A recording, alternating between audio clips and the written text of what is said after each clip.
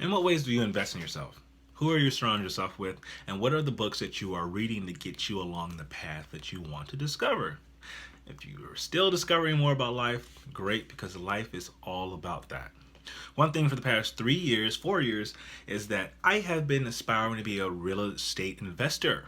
So I discovered how to do so years prior. And so for the past 3 years, 4 years, I've been rebuilding my credit. The same time back in 2016 that I wanted to get into real estate, I was going through the process. We were getting our credit pulled, and I was going through my significant other at that time. Well, the same month that I got dumped is the same month I got fired. It's the same month I eventually had to file Chapter 7 bankruptcy. So I had to realize at the time and the seed that I had planted years prior is that it may not be the season for me.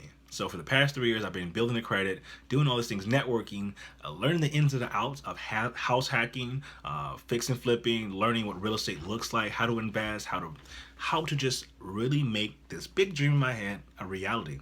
So in what ways I was able to do that was I sought advice from people who were living the dream that I wanted.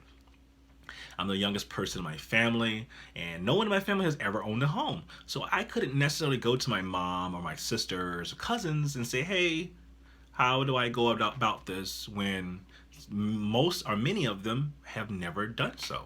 So I had to surround myself with people who were already in that realm. I had to ask the right questions, humble myself, and just be a student. So for the past 3 years, 4 years, I have been a student to learning real estate. To fast forward 3 years, 4 years later, I am now in the next 30 days of closing on my first rental property, becoming a landlord, eliminating being a renter, and really changing the paradigm and shifting of where I want to go in the future. And one thing I realized is that I couldn't go to some of my friends because some of my friends aren't in that stage. The stage that I am in my life now, I can't compare it to anyone else's. I just have to learn how to adjust accordingly to where I am. And for those who are in a better position or a position that I may seek to be in, I have to, again, know that I am no different. I am just in a different stage, a different age. And so I say all that is because taking an investment and investing in yourself is the biggest thing that most people fear doing.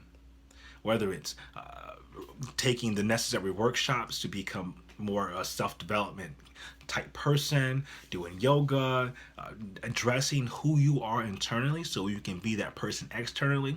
These are things that we all troubling we have trouble with. And some people want to go back to school and try to do something that they feel that they're not doing now so they can find and live that life. That's also a risk to take, and that's also you choosing to invest in you for the future that you're looking to live in. So who are you hanging out with? Are they in the realm that are they living the life that you want to live in? Because one thing I've learned about listening to people's opinions is that why if they're not the person that if you don't want to live their life, it's hard to take advice from a person from you. My motto is that it's hard for me to take advice from someone that I wouldn't necessarily want to live their life. I wouldn't want to be in their shoes. I like to surround myself with people that I can admire, and I don't have a problem listening to those who I look up to, because if I look up to you, it's because I may admire the character that you have, the life that you may be living, and again, you may be just a person that I can relate to because it may be the path that I am going down as well. So, if you don't like who you're surrounding yourself with, if you're not happy with yourself, if you're just sick and tired of being sick and tired, you have to necessarily make the jump.